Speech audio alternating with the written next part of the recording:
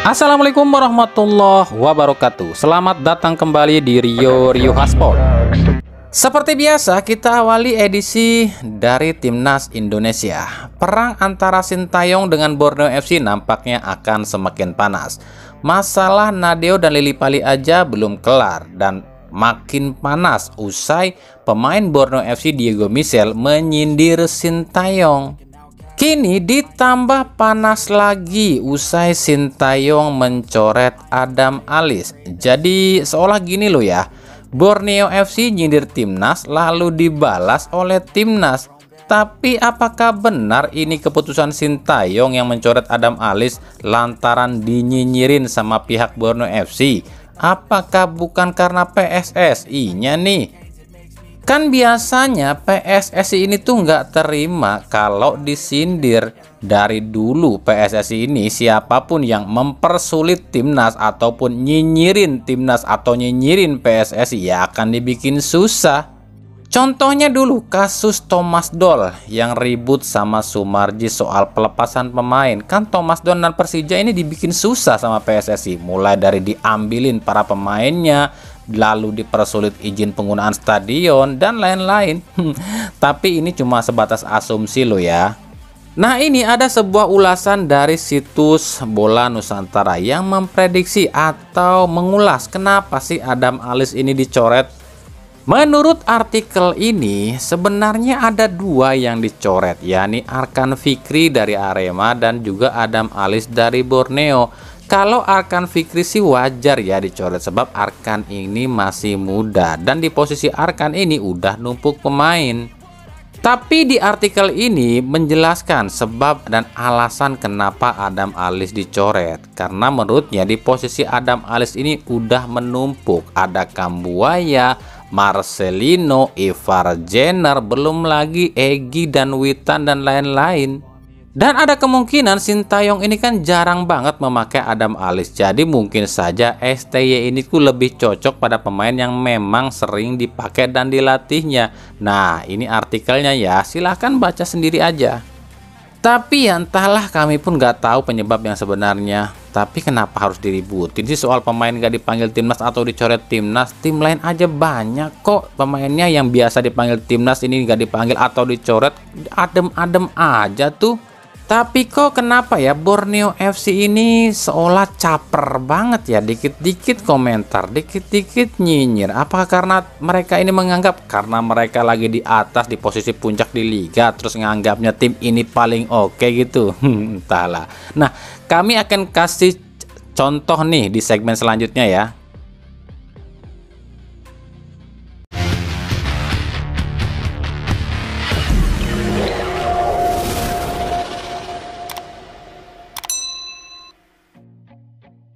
Seperti yang kami bilang, pemain gak dipanggil atau dicoret oleh Timnas itu adalah hal yang biasa. Di negara manapun sama dan jarang terdengar kabar ada klub yang emosi kalau pemainnya gak dipanggil atau dicoret Timnas. Sebab biasanya kan tim-tim manapun akan senang kalau pemainnya gak dipanggil Timnas karena tim itu gak akan kekurangan pemain. Kok Borneo FC kebalik ya? Kayaknya pengen banget gitu seluruh pemain Timnas ini diisi sama pemain mereka semua gitu. Kita ambil contoh Vietnam. Vietnam di Piala Asia ini mencoret 4 pemain. Dan uniknya 4 pemain ini adalah nyawa utama Timnas Vietnam. Salah satunya adalah sang Mister Kontroversi Doan Van Hau yang justru dicoret. Padahal kita tahu di Timnas Vietnam di era pelatih manapun dan di kelompok usia manapun nama Doan Van Hau ini selalu dibawa. Sebab ada anggapan Doan Van Hau ini adalah anak dewa. Tapi di Piala Asia ini pelatih Philippe Toche justru mencoret Van Hau yang kami pun nggak tahu alasannya kenapa Van Hau ini dicoret. Apakah lantaran ancaman Qatar yang mengatakan jika Vietnam main kasar maka akan didiskualifikasi? Makanya Vietnam nggak bawa Van Hau. Sebab di Piala Asia ini kan ada VAR dan kita tahulah Van Hau ini kalau nggak main kasar ya bukan Van Hau namanya. Tapi setelah kami selidiki dan lihat, nggak ada tuh di media Vietnam ataupun di sekitaran klub Chan FC, klubnya si Van Hao ini protes pada Federasi Vietnam kalau Van Hao ini nggak dipanggil atau dicoret. Bahkan warga Vietnam pun nggak ada tuh yang protes Van Hao ini nggak dipanggil atau dicoret timnas Vietnam. Jadi di sini udah ngerti dong, yang jadi masalah buat Borneo FC itu bukan masalah timnasnya, bukan masalah PSSI-nya, tapi yang jadi masalah buat Borneo FC ini adalah Sintayongnya. Ngerti kan sekarang? Coba pelatih timnas ini bukan Sintayong, minimal pelatih lokal deh, gak bakalan Borneo FC ini sepokal ini. Yakin saya. Lanjut ya, kemarin saat kami mengupload berita soal marquee player, ada yang berkomentar, ngapain datangin pemain-pemain tua, harganya mahal lagi, yang ada malah bebanin klub. Daripada usulin marquee player, mending benahin VAR dan liganya. Kami setuju sih soal itu, tapi kami akan sebutkan atau jelaskan ya plus minusnya perekrutan marquee player. Kenapa para marquee player yang datang ke Indonesia itu biasanya pemain-pemain yang sudah tua? Ya karena kalau mereka masih di usia emas, ya mana mau main di Liga Konoha, wong liganya aja nggak jelas. Terus para pemain bintang dunia yang masih muda ini ya pasti mikir 2-3 kali lah main di sini.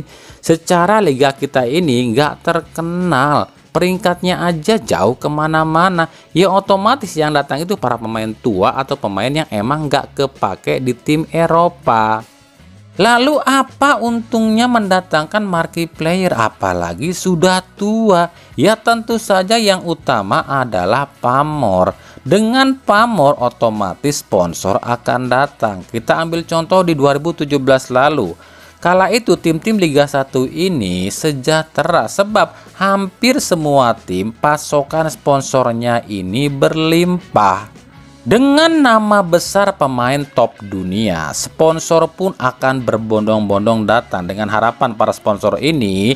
Dengan datangnya para pemain bintang dunia ini, Liga Indonesia ini akan ditonton di seluruh dunia. Itu faktor utama marquee player ya, yakni faktor nama besar dan ketenaran pemainnya.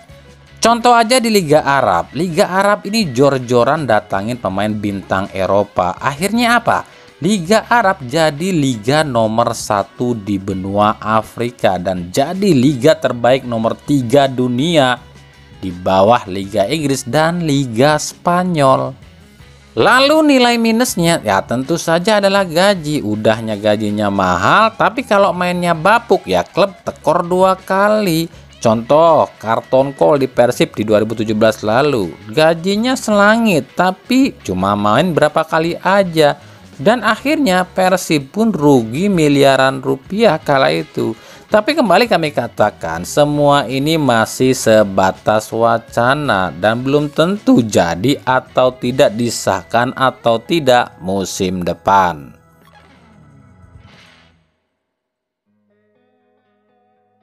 Dari Persebaya, Paul Munster sudah tiba di Surabaya dan sudah ikut melatih Persebaya. Tentu Persebaya akan jadi sorotan utama di sisa kompetisi ini. Sebab pasti semua mata akan tertuju pada Persebaya. Akan seperti apa Persebaya di tangan Paul Munster yang terkenal jitu dalam melatih. Ya tentu saja target realistis yang ingin dicapai oleh Persebaya dengan Paul Munsternya tentu mungkin bukan juara ya, tapi minimal finish di 4 besar ya, syukur-syukur jadi juara. Tapi kalau dibilang setelah datangnya Paul Munster Persebaya nggak akan ketergantungan sama Bruno Moreira, kami pikir nggak juga sih, karena menurut kami tetap ya poros utama Persebaya tetap ada pada Bruno Moreira. Nah kita ambil contoh saat di Bayangkara FC pun demikian. Kala itu Paul Munster punya yang namanya Ezechiel Nduasel. Tapi setelah Ezechiel Nduasel out dan digantikan oleh Yosep Ejejari, Bayangkara FC pun melempem. Jadi kita akan lihat nih seperti apa Paul Munster akan merubah Persebaya.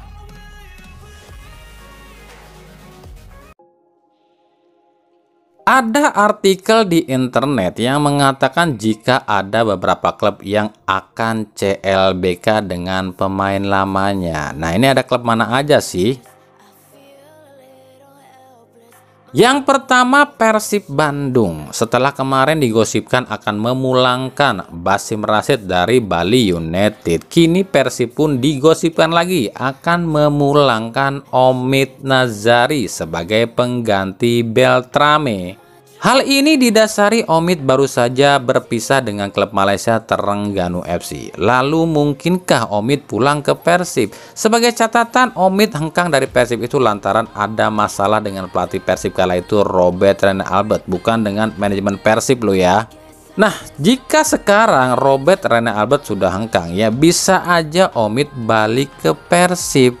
Selain Omid dan Rashid, Persib pun diisukan akan memulangkan Yandi Sofyan dari Persikabo, sebab Persib butuh sosok striker pelapis untuk David da Silva. Selain itu, ada nama Makan Konate juga yang diisukan akan pulang ke Persib musim depan. Lalu juga ada Haryono yang kabarnya sih akan kembali untuk pensiun di Persib. Nah, sekarang kita cek peluangnya aja. Kalau Rashid kayaknya tipis balik ke Persib, sebab saat pergi dulu itu lantaran persoalan gaji, alias persoalannya itu dengan manajemen Persib. Kalau Omid tadi udah kami jelaskan ya. Nah, kalau Yandi ini bisa nih, sebab di Persikabo pun Yandi ini cuma jadi cadangan. Tapi persoalannya adalah apakah Boyan Hodaknya butuh? Nah, kalau Haryono ini menurut kami sih 50-50. Bisa aja balik ke Persib, tapi mungkin cuma buat pensiun aja. Sebab kalau main atau main reguler ya, kayaknya agak sulit Haryono bersaing dengan Dado dan Klok. Kan pertanyaannya, kalau Persib rekrut Haryono, apa mau Persib ini rekrut pemain tapi nggak dimainkan, alias cuma dapat gaji aja. Sementara Persib pun keuangannya lagi tipis. Dan Haryono pun mungkin sudah nggak seperti dulu lagi, udah kurang gesit, kurang cepat, dan kurang tenaga. Tapi ya bisa aja Persib ini memulangkan Haryono, sebab jelas terlihat ya kalau Dado absen, lini tengah Persib ini seolah mati. Jadi Haryono ini bisa aja jadi opsi buat pengganti Dado atau pemain pelapis Dado. Ya ini semua cuma ulasan ya. Begitu juga dengan Konate, ini masih 50-50 dan tipis kemungkinannya ya. Yang kedua, PSIS. PSIS dikaitkan akan CLBK dengan Jonathan Cantilana. Jojo yang mundur dari PSIS di akhir musim lalu lantaran ada tawaran dari klub Al Hilal Al-Quds dan kabarnya akan habis kontraknya di sana, dan bisa saja PSIS ini mendapatkan Jojo kembali sebab PSIS butuh sosok pengganti Vitinho. Tapi PSIS pun lagi ngincer Robson Duarte dari Persebaya. Jadi ya kita akan lihat nih siapa yang akan merapat, apakah Jojo atau Duarte.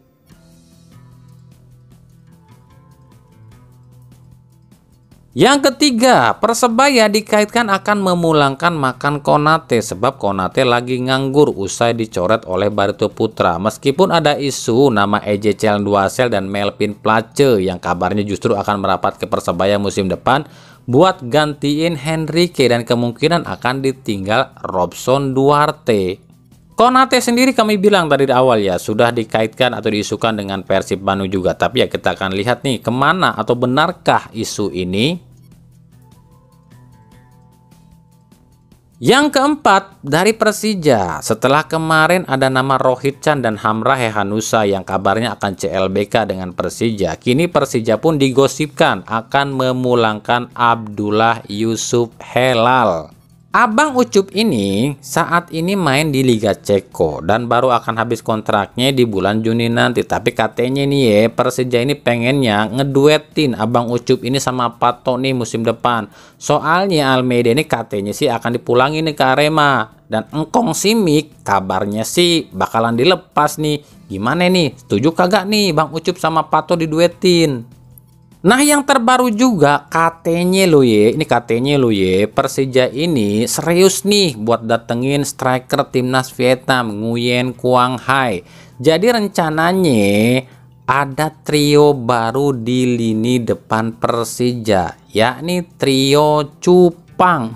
Cupang apaan tuh Cupang? Ucup, Pato, Nguyen.